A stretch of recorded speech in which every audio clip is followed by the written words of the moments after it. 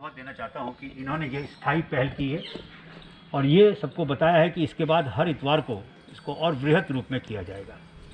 आज हम आपको गागर में सागर लेके चलेंगे, क्योंकि जो हमारा नन्हा सा हमारी सैर है उसके अंदर हम आगे बढ़ेंगे और जैसे जैसे हम बढ़ेंगे वैसे वैसे अलग अलग कलेवर में हम हमारे अद्भुत माउंट आबू की चर्चा करेंगे। जितने मित्र यहाँ खड़े हैं विशेषकर उनको संदेश देते हुए ये कहना चाहता हूँ कि आप लोग आज सदा के लिए सबके साथ ये साझा कीजिए कि माउंट आबू, गुरु शिखर, अचलगढ़, दिलवाड़ा, नक्की लेक, सनसाइट से भी बहुत आगे, बहुत ज़्यादा, बहुत बड़ा ऐतिहासिक पावन भूमि है, क्योंकि ये विश्व की सबसे पुरातन भूमि है जो 3.3 अरब वर्ष पुरानी है। और क्योंकि ये सबसे पुरातन है इसलिए आगे बढ़ते हुए हम चर्चा करते रहेंगे कि यहाँ का वन्य जीव, यहाँ की वनस्पति, यहाँ की चट्टानें, यहाँ के शास्त्र, यहाँ की प्रेम कथाएँ, यहाँ की दंत कथाएँ, यहाँ की लोक कथाएँ, यहाँ की यात्रा वृत्तांत, यहाँ का इतिहास, और अगर आप अनुमति मुझे दें तो यहाँ की शिक्षा और यहाँ का पर्यटन, ये सभी विश्व के सबसे पुरातन हैं। और हम जहाँ खड़े हैं अभी, इन सब का महत्व क्यों बढ़ा, आज माउंट आबू वहाँ क्यों पहुँचा है, इसके अंदर अंग्रेज़ों का भी बहुत बड़ा हाथ है। अंग्रेज़ों का, क्योंकि 1823 में जब कर्नल टॉड आए थे यहाँ पर, उन्होंने एक बहुत अच्छी बात कही थी कि उन्होंने आकाश की तरफ देख के बोला था, हे ईश्वर, विनाशकारी तत्वों से इस स्वर्ग को बचाइए, क्योंकि ये स्वर्ग खत्म हो गया तो धरती का अपूर्व अद्भुत स्थान सदा के लिए खत्म हो जाएगा। हम जहाँ खड़े हैं वो 1897 में ये यहाँ के जो गवर्नर जनरल के असिस्टेंट थे, AGG जिसको बोलते हैं, उन्होंने ये बनवाया था और इनका ये रेसिडेंसी थी यहाँ पर, क्योंकि ये अधिकतर अजमेर रहते थे और गर्मियों में और दिवाली को और क्रिसमस को यहाँ आते थे। और ये सामने आपके पीछे जो है ये सर्वे ऑफ इंडिया की बिल्डिंग, जिससे क्या बोलते हैं ये विख्यात है, वो पहले इनका दफ्तर था। और आइए इस बात को लेकर आगे बढ़ते हैं और अंग्रेज़ों के साथ आसपास देखते हैं, क्योंकि अंग्रेज़ों ने यहाँ के राजा के साथ युद्ध नहीं किया। ये एकमात्र भूमि है Arbudanchal, mount Abu, the abode of gods, जो कभी युद्ध नहीं देखा इसने अनावश्यक। और इसके कारण इसकी अद्भुत चीज़ क्या है कि यहाँ के राजा और अंग्रेज़ों के बीच में एक बहुत ही अच्छी संधि हुई थी, उसको बोलते हैं लंदन दोस्ती संधि या लंदन दोस्ती ट्रीटी। उसके अंतर्गत ये था कि माउंट आबू के 16 वर्ग मील के अंतर्गत अंग्रेज अपना स्थान, अपना व्यवस्था चलाएंगे, प्रशासन चलाएंगे। और उसके लिए यहाँ के राजा ने कहा था, अगर आप ऐसा करेंगे और आपको चाहिए तो कुछ चीज़ें करनी होंगी आपको। पहली चीज़ ये, आप वन्य जीव को नहीं मारेंगे। उस ज़माने में वन्य जीव को मारने में मृत्यु दंड मिलता था और अंग्रेज़ों को ये बिल्कुल अधिकार नहीं था कि वो यहाँ के वन्य जीव को मारें। इसके साथ ये अनुरोध किया गया था कि यहाँ के जो पुराना रास्ता था, जिसको हम बोलते हैं ओल्ड कार्ट रोड, जो ऋषिकेश से होता हुआ माउंट आबू आता था, आरना से होता हुआ माउंट आबू प्रवेश करता था, वहाँ पे एक रोचक बात है कि वहाँ पे आज के ज़माने की तुलना में एक बहुत ही अच्छा वे वेट था। वे वेट का मतलब क्या है, विश्रामगार।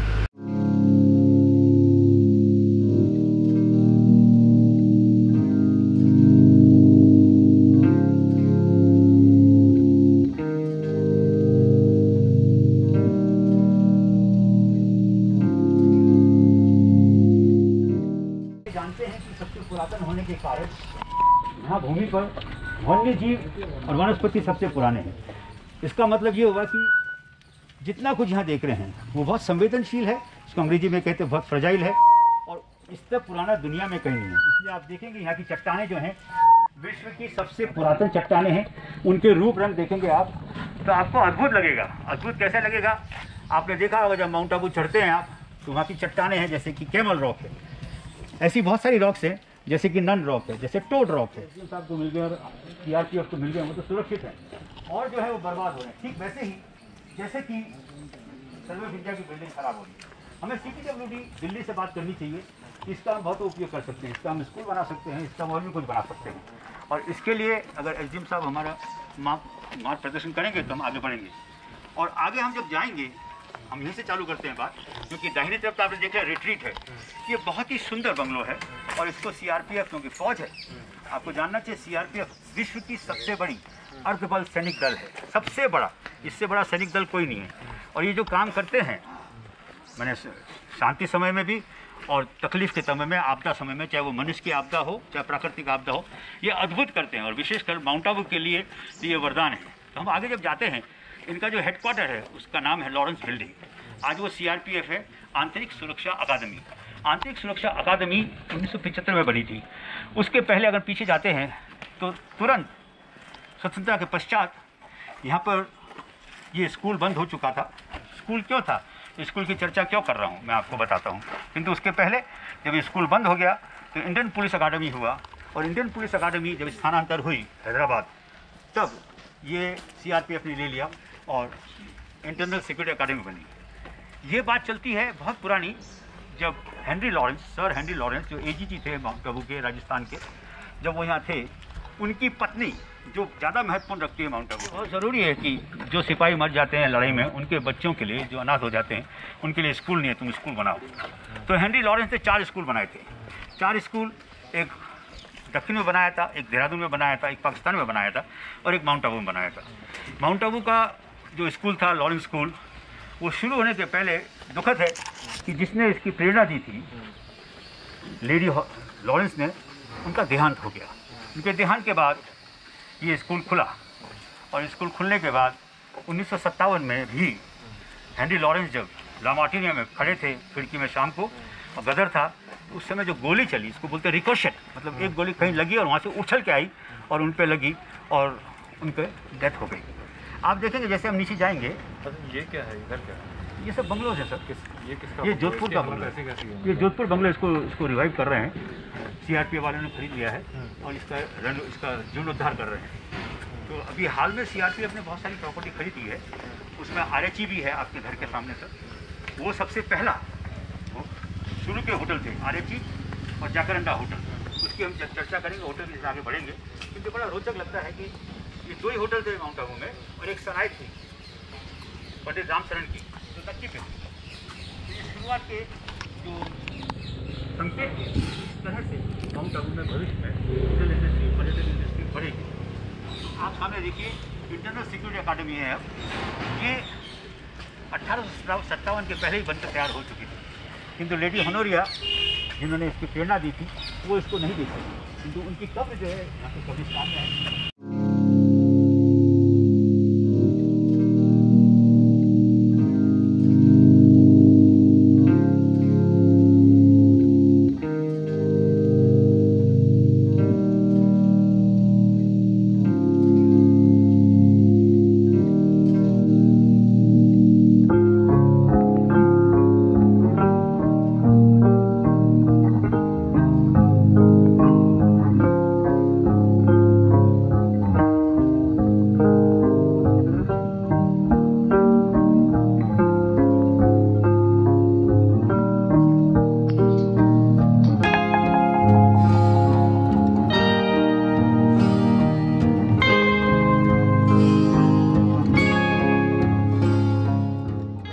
जो कांच लगे हुए अभी भी वो बहुत सुंदर है, और मैं चाहूँगा कि उनको सुरक्षित रखा जाए। दाहिनी तरफ आप देख रहे हैं रिट्रीट है। ये प्यारे प्यारे काव्यात्मक नाम उन्होंने अपने बंगलों के लिखे थे, और यहाँ बहुत सारे थे। तो रिट्रीट था, तो ईगल नेस्ट था, तो बोल्डर था, तो डेल था। हम लोग डेल के सामने से निकलेंगे, और ये रास्ते जो थे, अगर आप याद करें कि यहाँ पर गाड़ियाँ नहीं चलनी थी। चाहे कितना बड़ा आदमी हो, राजा हो, कोई भी हो, वो अपनी गाड़ी ला सकता था माउंट आबू।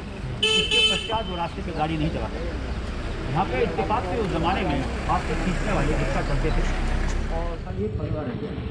और पार्टी ने भी इस शहर को सुंदर बनाने में, इस विख्यात बनाने में बहुत योगदान दिया। और उनकी जो अग्यारी है, अर्थात उनका जो पूजा का स्थल है, देवालय है, वो आबू रोड में है। और उसके ये 100वां वर्ष है, इसलिए उसके 100वें वर्ष की आयोजन हो रहे हैं। 17 तारीख को होंगे, और उसके लिए आपको जान के अच्छा लगेगा कि हमारे माननीय सेवानिवृत्त सुप्रीम कोर्ट के जो जज हैं, वो मुख्य अतिथि हैं, वो आने वाले हैं।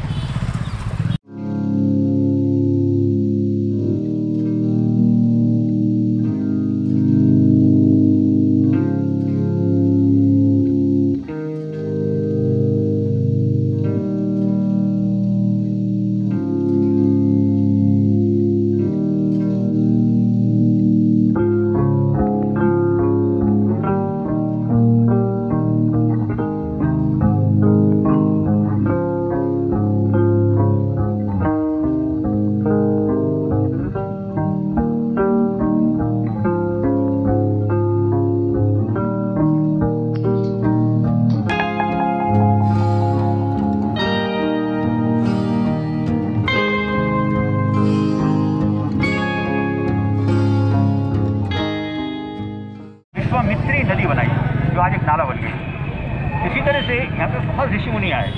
नक्की पे अगर आप जाते रघुनाथ मंदिर देखते तो वो 14वीं सदी में रामानंद दास जी ने बनाया था। उसी समय उसके आसपास ही गुरु नानक यहाँ आए थे, इसलिए यहाँ का जो गुरुद्वारा है उसको बोलते हैं गुरु दर्शन गुरुद्वारा। और आगे बढ़कर जो सबसे परिचित नाम हमारा है, और वो नाम आप सबको याद है, वो है विवेकानंद। विवेकानंद नरेंद्रनाथ के रूप में यहाँ आए थे 1891 में, अप्रैल से जून तक रहे थे। और उस समय अंत में वो अपनी गुफा में रहे थे। तो गुफा की जब बात चलती है तो एक बहुत बड़ी हॉबी होती है स्टीव प्लंकर, जो उसको हॉबी पकड़ते हैं। मैं चाहूँगा आप लोग में से भी लोग ये गुफा को खोज करें, गुफाओं को देखें। 4 गुफाओं के लिए मैं बार बार कहता हूँ, मूल की गुफा, विवेकानंद की गुफा, भरतरी की गुफा और महाराणा प्रताप की गुफा। नरेंद्रनाथ को विवेकानंद द्वारा बताया गया था और यहीं से ये योजना बनाई गई थी कि 1893 में सितंबर को अंतर्राष्ट्रीय विश्व धर्म संघ में प्रतिनिधि करने के लिए विवेकानंद को भेजा गया। और आप जब आगे जाते हैं तो हमने जो लेडी हनोरिया की बात की थी, वो ईसाइयों का कब्रिस्तान आ गया है, तो वहीं पर ही उनकी उस पर हमने नाटक लिखा था। नाटक का नाम था और सोल्जर्स वाइफ, क्योंकि वो एक सोल्जर की बीवी थी और बहुत ही बहादुर थी, बहुत ही दयालु थी, बड़ी उदार थी। मैं चाहूँगा कि उस नाटक को हमने खेला गया था और उस नाटक को मैंने आप सबको भेजा है, जो दिखा सकते हैं। ये वो पैलेस है, इसके बाद ही गवर्नर हाउस बना है और इसके बाद ही सारे पैलेस बने। और इनको बनने का कारण था कि अंग्रेज़ों ने कहा डिजाइनर से कि आपको अपने मित्रों को, राजा मित्रों को बुलाकर समर पैलेस बनाने चाहिए। इसलिए आप देखेंगे कि यहाँ पर लगभग सभी राजाओं के, ठाकुरों के पैलेस हैं। एक पैलेस नहीं है, उसका आप सवाल नहीं करते, वो है उदयपुर का पैलेस नहीं है। वो इसलिए नहीं है कि उदयपुर के जो राजा थे वो भांजे थे और मुंह लगे हुए थे। तो जब वो यहाँ आए तो उन्होंने कहा, मामो साहब मैं तो झंडा लगाऊंगा। बोला, बेटा अपनी गाड़ी पे लगा, सब पे लगा, सबसे ऊपर तो झंडा खाली सिरोही का रहेगा। तो बोला ठीक, फिर मुझे नहीं बनाना, और वो चले गए। इस तरह से यहाँ पे छोटी छोटी रियासत, छोटे छोटे कस्बे उन्होंने अपने बनाए हैं घर। और ये देखिए केसर भवन पैलेस है, इसकी खूबी कई है। सबसे पहला पैलेस था, आज की तारीख में एम के सिरोही ने पर स्क्वायर मीटर पर जो ग्रीनरी की है वो माउंट आबू में सबसे ज़्यादा इस पैलेस में है।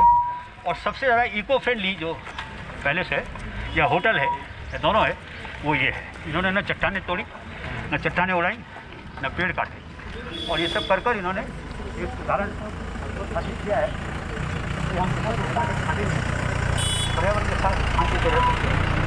और जब तक पर्यावरण है माउंट आबू का, मान के चलिए पर्यटन है। जिस पर्यटन की लोग बात करते हैं वो पर्यटन 50 साल में ख़त्म हो जाएगा अगर पर्यटन को नहीं संभालेंगे पर्यावरण को। इसका सबसे बड़ा प्रमाण, साक्षी मेरे पास, मेरे बाईं तरफ चल रहे, मेरे हृदय के पास, माननीय एसडीएम साहब, ये मसूरी से आते शिक्षा प्राप्त करने के बाद। इनसे पूछिए, मसूरी जो एक ज़माने में बहुत ही पसंदीदा डेस्टिनेशन था, आज उसकी क्या हाल है तुलना में माउंट आबू के। नैनीताल सर बताएंगे उसका क्या हाल है, शिमला उसका क्या हाल है। आज आप लोग के प्रयास से, और इंजीनियर साहब को भी संबोधित करते हुए कहूँगा कि यहाँ के लोगों के प्रयासों से ये जो सुरक्षा मिली है, जो कवच मिला है इको सेंसिटिव जोन का, बफर जोन का, उसने माउंट आबू को बचा रखा है। और माउंट आबू को बचाने का दायित्व सबको है, तो खत्म हो जाएगा। तो आप सब लोग मिलकर इसको बचाइए और इसका आनंद मनाइए कि राम लखन की पाठशाला है। 33 कोटि देवी देवता यहाँ आए थे। वशिष्ठ का आश्रम है। 510 एडी तक इसी गद्दी से, वशिष्ठ की गद्दी से पूरा भारतवर्ष नियंत्रित होता था। आपको वो गौरव वापस लौटाना है इसको, बनिस्पत इसके कि और कुछ करें। इसकी सुरक्षा कीजिए, पेड़ लगाइए। पेड़ लगाना हर उलझन का हल है, एक ही हल है, एक ही हल है, पेड़ लगाना हर उलझन का है। हम आ गए अपने गंतव्य पर। हमारे सामने पोलो पेविलियन है, जिसको बहुत सुंदर लाइब्रेरी का रूप दिया है। एक बार फिर आपको सर धन्यवाद दूंगा हेरिटेज वॉक के लिए भी और इस लाइब्रेरी की। अब हम जो है ना इसको स्थायी रूप से हर इतवार को करा सकेंगे। धीरे धीरे लोग जुड़ेंगे, कारवां बनेगा और लोग जानेंगे। और इसके संक्षेप में मैं आपको, क्योंकि मैं आपने कहा मैं संगीतकार हूँ, तो फिर संगीत का तो मान रखना चाहिए। तो माउंट आबू का जो गीत बनाया है, हम जिसको बोलते हैं माउंट आबू एंथम, वो आप सुनिए, सुनाइए और सबको बताइए। राम लखन की पाठशाला, राम लखन की पाठशाला। नंदीवर्धन ने जिसका, नंदीवर्धन ने जिसका अर्बुदांचल नाम डाला। राम लखन की पाठशाला, राम लखन की पाठशाला। 33 कोटि देवी देवता वशिष्ठ के मनुहार पे आए। जग के सारे तरुवर आकर अर्बुद की बाहों में समाये। अग्निकुल के चारों बेटे, अग्निकुल के चारों बेटे, अग्निकुल के चारों बेटे, अग्निकुल के चारों बेटे हवन की लपटों में से आए, हवन की लपटों में से आए, हवन की लपटों में से आए।